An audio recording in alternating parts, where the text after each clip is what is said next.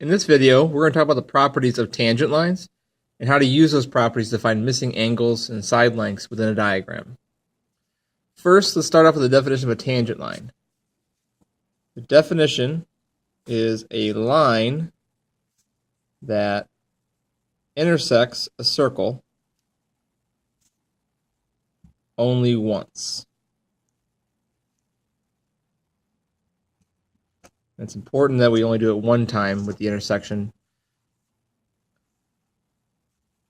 And it almost looks like it doesn't even go through the circle. That would be an example of a tangent line, just kind of skimming the edge of the circle here. This line here would intersect twice and not count as a tangent line. So this is a non-example here. This would be an example of a tangent line. That's a definition of a tangent line. One of the properties of a tangent line is that if a tangent line and a radius, when they intersect, will always be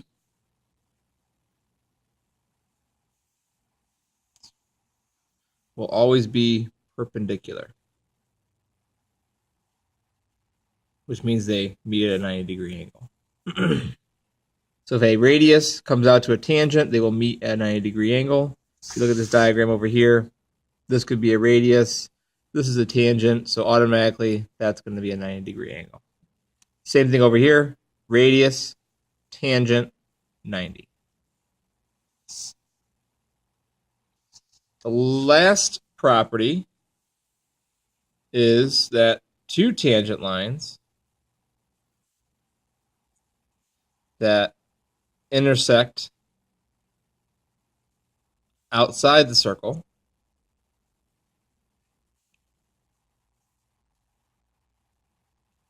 will always be congruent.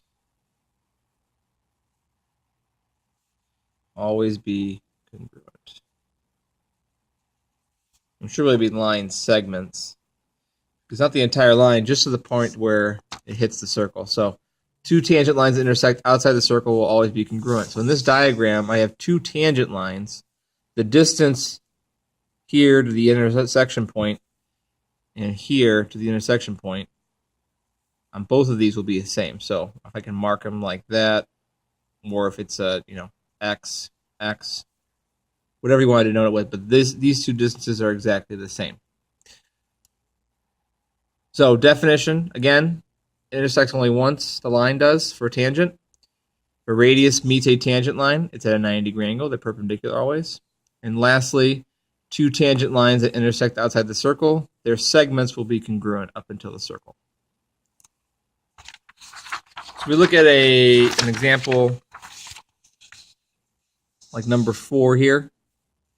You have a circle, line AB is tangent and only intersects at point A, right here. OA is a radius, so right now I know off the bat, without looking at anything else, that's a 90-degree angle. Let's say they ask us for this angle right here. This is now going to be looked at as just the triangle part. These being the three sides of a triangle. Here's one of your angles. Here's your other angle. We'll call the third angle X. And we know from previous lessons that the three angles in any triangle add up to 180. So we simply just subtract these two numbers from 180.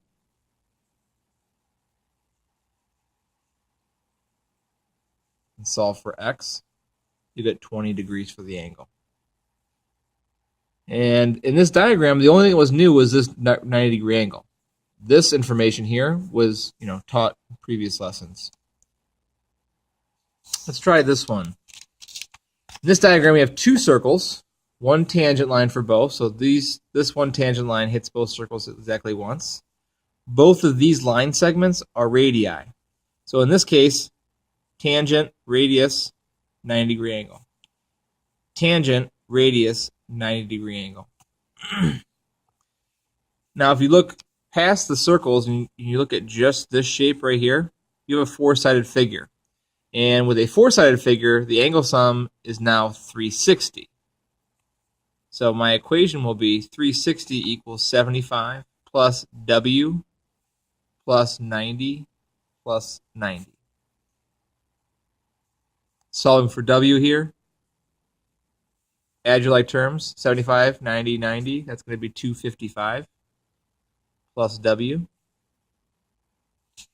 Subtract 225 or 255 from both sides. And you get 105 equals W.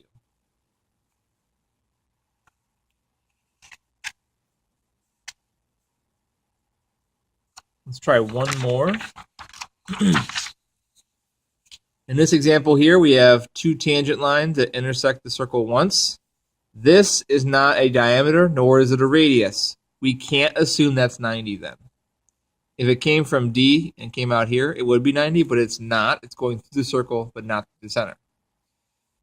We're given this angle is 28. This angle is X. There's nothing known about this angle yet. But statement number 3 from the top says that if two tangent lines intersect outside the circle, right here, that the two segments are congruent. Now we have a triangle with two sides congruent. That's called an isosceles triangle. And if you remember, an isosceles triangle had two sides congruent, and there's also two angles congruent. And the two angles that were congruent were the ones opposite the congruent sides. So across from this side is angle B, and across from this side is angle C. That's how you know B and C are exactly the same, because these two sides are exactly the same. So this becomes X, and now you have three angles in a triangle, and you can write an equation. As previously stated, the three angles in a triangle add up to 180 degrees. Combine like terms to solve for X.